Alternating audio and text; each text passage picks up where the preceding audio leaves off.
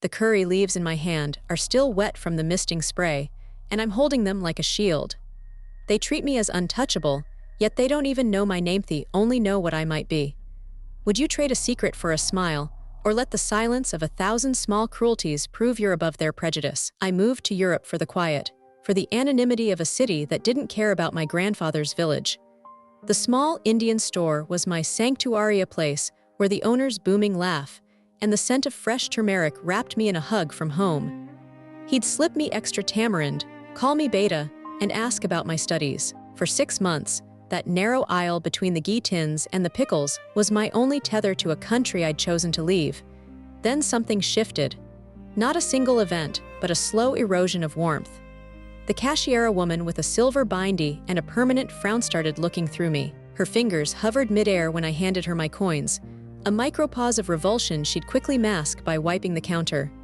They'd serve European customers with a flourish, the white couple buying papadums met with a bright "enjoy your meal." But for me, the bag was shoved across the counter, the total muttered, the change dropped into my palm like a hot coal. I began to notice the patterns. They always served me last, even when I was first in line. A queue would form, and I'd be left standing, clutching my coconut oil while they helped everyone else. The friendly owner was suddenly always in the back or on the phone. Only 2 employees, a young boy and a girl, were overly sweet to me, their smiles desperate and wide, their questions about my day a little too loud, as if to compensate for the silence and hostility radiating from the others.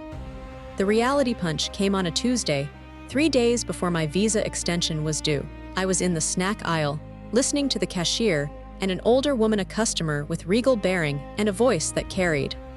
The older woman complained about the new immigrants, the wrong kind of people diluting the community. "You know," she said, her voice dripping with a casual superiority I knew too well, "we have to be careful. Our people are known for our industry, our cleanliness. We must make sure the right ones are coming." The cashier nodded, her eyes flicking toward me, then away. It was the older woman, the same woman who had once cornered me near the flower bins, her questions seemingly innocent. "And what does your father do, young man? And your mother's family? Where are they from originally?" "No, your Gautreyer lineage." "Which village?" I'd been polite, evasive, proud of my education and journey. I didn't know I was failing a test. I didn't know that my vague answers, my refusal to perform my caste, had painted a target on my back. She smiled a thin, tight smile and said, "How? Cosmopolitan." Now, standing in the aisle, the truth hit me with nauseating clarity. The coldness wasn't about my being an outsider. It was the opposite. I was too much an insider, but a problematic one. They couldn't place me, so they assumed the lowest. My palm is slick on the plastic bag, the twist tie digging into my skin. My throat tightens as I watch the cashier refuse to touch my change. They're not just judging me, they're protecting their own fragile status in this new country by excluding anyone who might threaten their narrative of a worthy diaspora. I am proud of my culture. I wear its history like a skin I can't shed. But in this moment, in a brightly lit store in a city that smells of rain and fresh bread, I feel a deep, burning shame that isn't mine to carry. It's their shame, their backwardness, so neatly projected onto me. The worst part is the uncertainty. Do I give them what they want?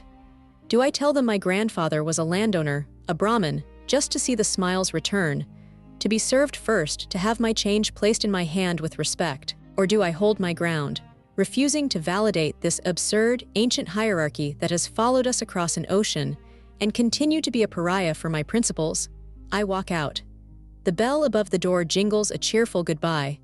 I have not decided what to do, but I know the sanctuary is gone. You've experienced a slow, clinical poisoning of social belonging, not through overt aggression, but through micro-withdrawals, the avoided touch, the last service, the curt responses. The older woman's probing wasn't curiosity, it was a diagnostic interview to place you on an invisible hierarchy. Her questions about family and origin were a covert caste status assay. Once she formed her hypothesizer, uncertaintish transmitted that judgment to the staff, who then enacted a collective distancing. This is projective identification. They projected their own caste anxiety onto you, and you began to feel the shame and frustration they refused to own.